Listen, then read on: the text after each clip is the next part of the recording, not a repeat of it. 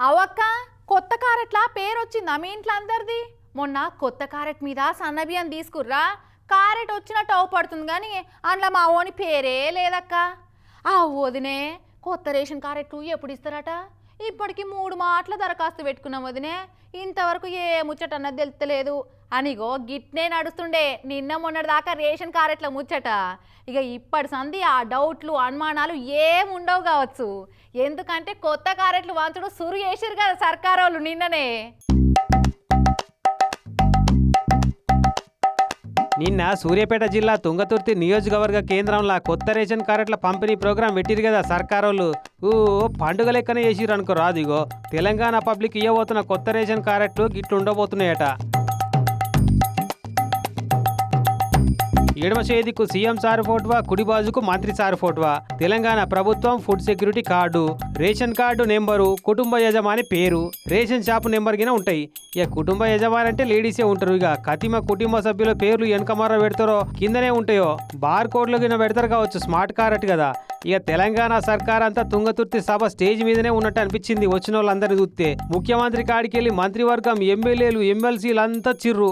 ఇక రేషన్ కార్డుల మంత్రి ఉత్తమ్ కుమార్ సార్ మాట్లాడుకుంటా ఆ 5 లక్షల రేషన్ కార్డు పంపిణీ కార్యక్రమం మొదలవుతుందని చెప్పి మనం చేస్తున్నాం. పాత రేషన్ కార్డులో కొత్త కుటుంబ సభ్యులు చేర్చుకునే విధంగా ఈ సన్న బియ్యం కానీ ఈ రేషన్ కార్డు పంపిణీ విషయంలో కూడా మరి చరిత్రలో నిలబడిపోయే విషయం అని చెప్పి మనం చేస్తున్నాం. ఇక తర్వాత సీఎం రేవంత్ సార్ ఉండి నల్లగొండ జిల్లా చరిత్ర కాడికెళ్ళి జిల్లాకెళ్ళి ఎంతమంది కాంగ్రెస్ లీడర్లు ఉన్నారన్న ముచ్చట మాట్లాడిండు. ఇందిరమ్మ రాజ్యంలో మహిళల కోసం ఏమేం పథకాలు పెట్టింది, 1 కోటి మంది ఆడలను కోటీశ్వరులను ఎత్తేందుకు ఎంత తనలాడుతుంది మొత్తం చెప్పుకొచ్చిండు. ఈ నల్లగొండ జిల్లాలో సాయుధ రైతాంగ పోరాటానికి ఊపిరిలూది. ఈనాడు ఇది నల్లగొండ అంటే ఆనాడు ఇది నల్లగొండ కాదు ఎర్రగొండ అని చెప్పి ఈ ప్రాంతం నుంచి ఉద్యమానికి ఊపిరిలూది.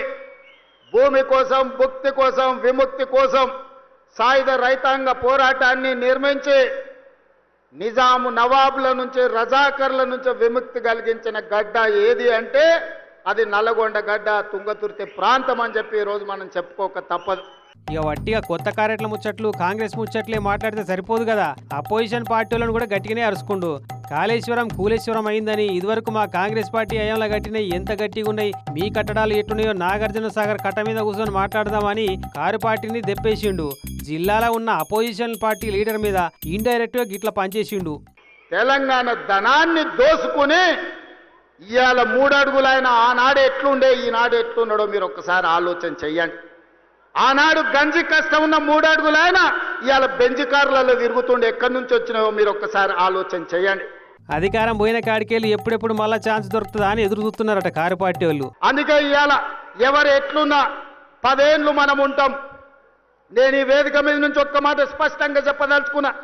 ఆశపడుతున్న వాళ్ళకు ఒంటె పెదాలంట ఊగులాడుకుంటూ ఉంటాయి, కింద నక్క కూర్చొని ఎదురు చూస్తుందంట ఒంటె పదాలు రాళ్ళు పడితే ఎత్తుకొని ఉరుకుదామని. ఇవాళ బీఆర్ఎస్ వాళ్ళు కూడా గట్లనే ఇంకొస్తుంది మాకు అధికారం అని వాళ్ళు ఆలోచన చేస్తారు. ఆ ఛాన్స్ మీకు రానే రాదు, ఇంకా 10 ఏళ్ళ దాకా మేమే అని మాట్లాడిండు. 2024 నుంచి 2034 వరకు కాంగ్రెస్ పార్టీ కార్యకర్తల అధికారంలో ఉంటారు. ఇక స్పీచ్ ముగించి సెలవు తీసుకునే ముంగట ఓ ఫైనల్ పంచ్ డైలాగ్ ఇచ్చిండు కిక్కు కోసం. జై కాంగ్రెస్ గట్టిగా ఆ పక్కలో ఆయన గుండె లాగాలి. ఊర్లో ఇంటికాడ టీవీలో చూస్తుండే గట్టిగా వినిపించాలి, సరేనా? జై కాంగ్రెస్, జై జై కాంగ్రెస్.